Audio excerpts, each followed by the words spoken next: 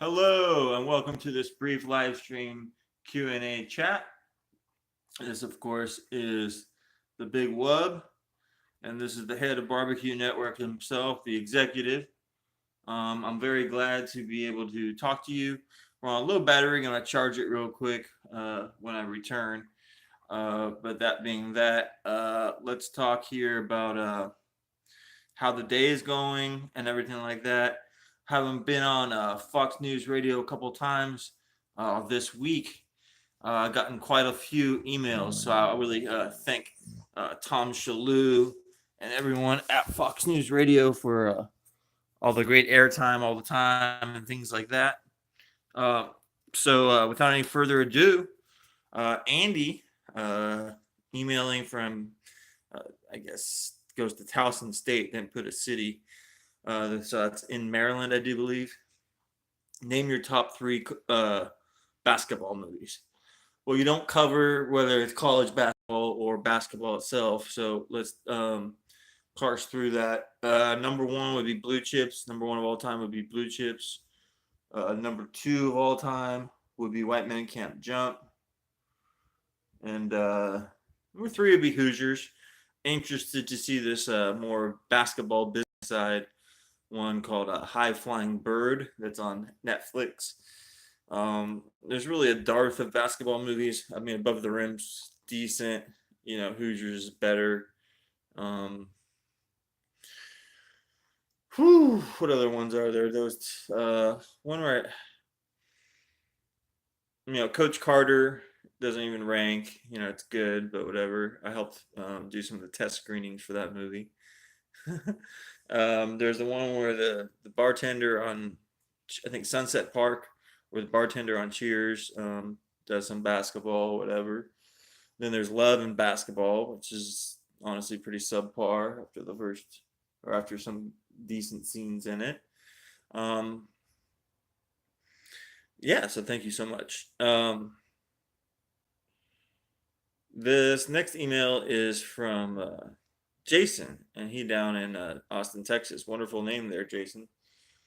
Said, with this advent of the Fox and Disney merger and all that, he's most upset about a Predator 2 movie. That there'll never be another movie like Predator 2. That's basically his comment. I'm here to agree, but also say that hopefully some sort of independent people or people, executives out there in foreign countries can produce something that's really good with American cast or what. But you're right. From the Predator franchise, it's not going to happen. I don't want to be overly optimistic and say, oh yeah, Disney's going to make a 30-year tribute to Predator 2, because I have some great DVDs and I know there's a Blu-ray for it.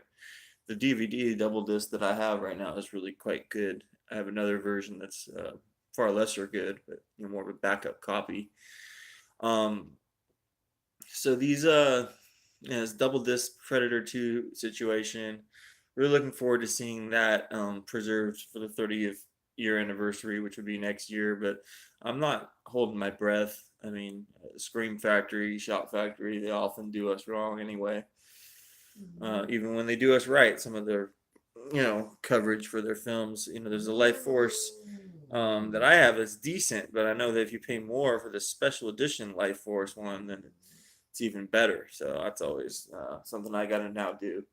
Saw something on the Cinephiles. So if you guys ever want to watch old movie YouTube content, go ahead and check out Cinephiles or Edwin Stevenson's YouTube channel. I think that's it. Jeff Galashaw, all these different people from the New York City market had their own public access show. And I'm looking to imitate some similar type show like that. But they pile on Predator 2, and they pile on some other movie I had just thought of that brought me to this point.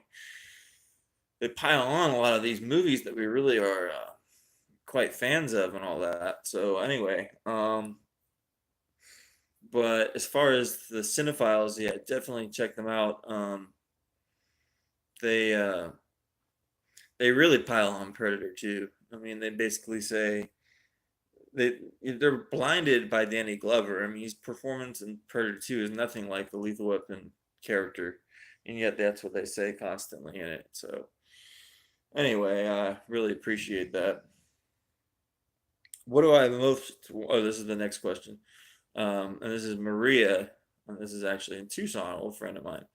What do I most want from the next Cloverfield movie? And did I see the third one? Did I see the third one? No, I did not. Cloverfield Paradox, I think. I'm not exactly sure. I'm a huge fan of Gugu Mbatha-Raw. Huge fan of her work.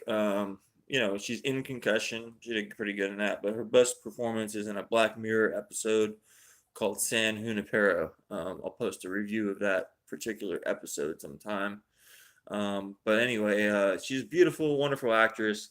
I've seen maybe the first 15 minutes of it, and I was basically realized to myself I'm only watching it because of her. The movie's so bad.